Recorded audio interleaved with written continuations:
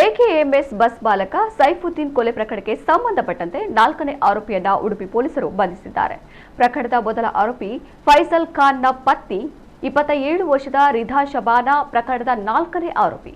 ಕೊಲೆಗೆ ಒಳಸಂಚು ರೂಪಿಸಿ ಕೃತ್ಯದಲ್ಲಿ ಭಾಗಿಯಾಗಿದ್ದಳು ಆಕೆ ಎಂಬ ಆರೋಪ ಕೇಳಿಬಂದಿದೆ.